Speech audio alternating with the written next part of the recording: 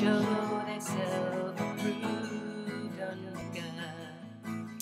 At a beginning. Okay, number 9. Let's get to Number it. 9 would be that there are no explicit verses in any scriptural text, especially the Bible, that say so.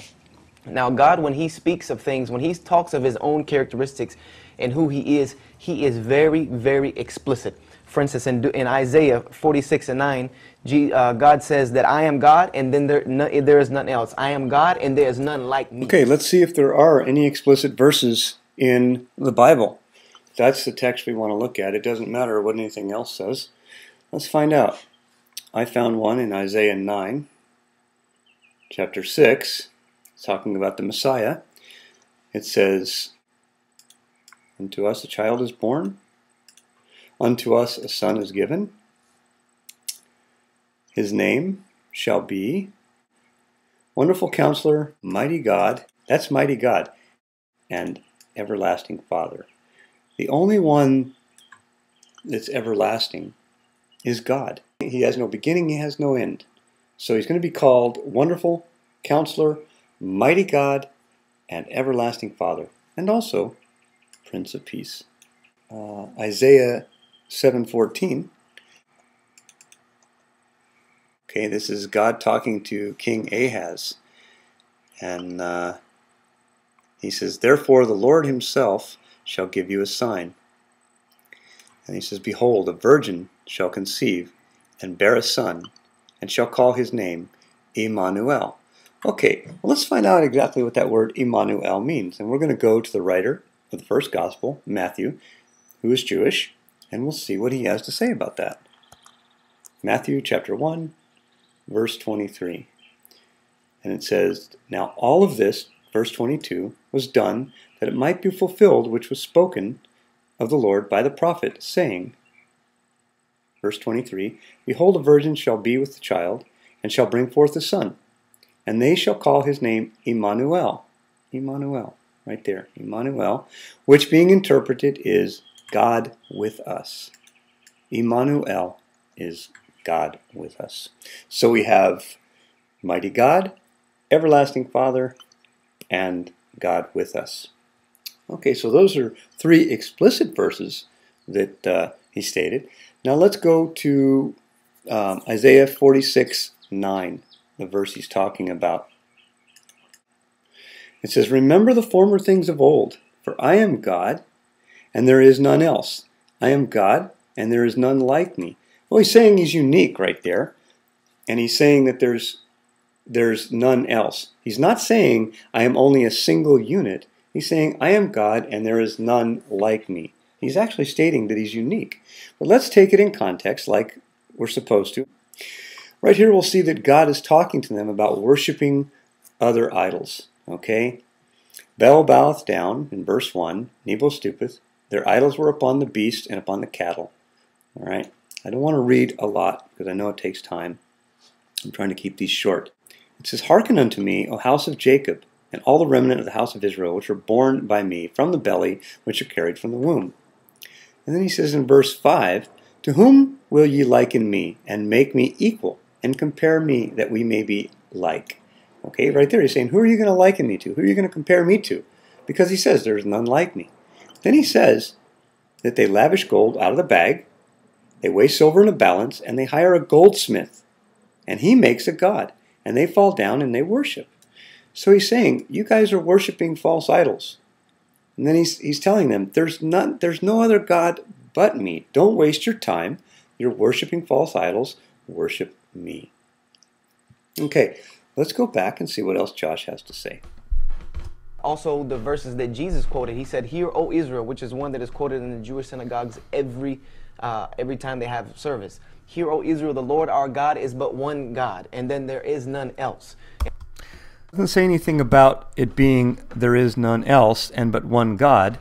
It says, hear, O Israel, the Lord our God is one Lord. This is Deuteronomy chapter 6, verse 4. This is the Shema. And it says, the Lord, okay, that's Yud-He, Vav-He. In the Hebrew, remember, that's Yahweh or Jehovah, is our God. The Lord our God is one Jehovah, not one God. one Yahweh, one Jehovah.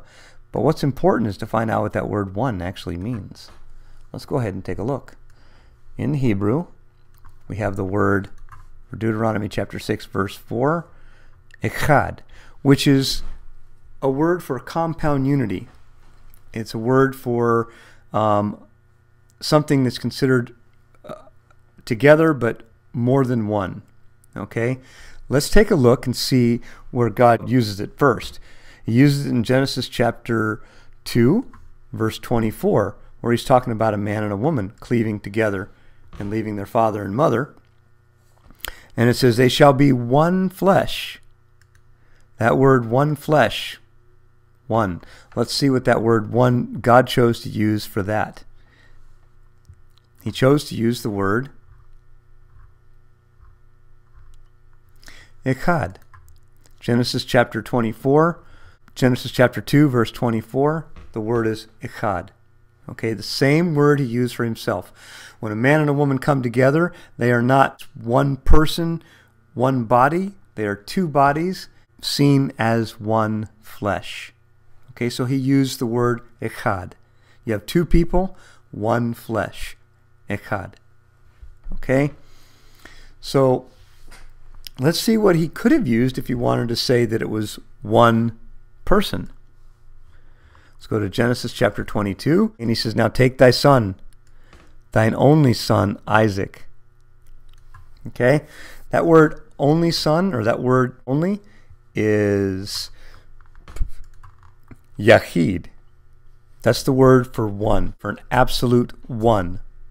Okay, because God saw Isaac as his only son at that time, because he was the unique son between Sarah and Abraham. We have him using the word yachid when he wants to indicate a absolute one. We have him using the word echad when he wants to indicate a compound unity like a man and a woman, or like himself. And we all know the verses. You can go through the Old Testament and read about God's characteristics when he describes himself. It is always explicit. Now, there are some verses in there. Okay, when somebody says we all know the verses or we all know something, this is a method used to avoid having to give the verses because it seems like we all know them. But I haven't found that he has given any of these verses yet. It'd be kind of nice if he would. The New Testament, which can be implicitly interpreted as Jesus having claimed some type of divinity. But if that was such a big characteristic, if it was such a big deal that Jesus was God, if this was the way to salvation, that he was God in the flesh, come to sacrifice himself for the sins of humanity, then that is something God would have been explicit about, because it is an issue of salvation. God does not beat around the bush about these type of issues when it comes to who he is. He is very clear with the children of Israel. I am God, there is none like me, do not worship anything else, period. And Jesus came and quoted the same very verses. So if it would have been an issue of salvation that he was God, he would have very clearly stated, I am God. Okay, this is a good example of rationalistic thinking. It was written that he would be God here on earth. We've seen these verses already. Remember Isaiah 9:6, mighty God and everlasting Father. Isaiah 7:14, which the writer of the Gospel of Matthew, Matthew himself being a Jew, interprets for us to be God with us and attributes it to Jesus. So for him to dictate how God has to do it, God could say it over and over and over again, and I don't know if Josh would ever believe it. I am God. He would not have told the Jews when they said that you call yourself God, he said, you say that I am. He would have very clearly said, yes, I'm God. Okay, let's go find that verse. And again, he's saying he would very clearly have said yes. That's what Josh expects him to do. Remember, we have to avoid rationalistic thinking. Let's look at what the scriptures say. Study to show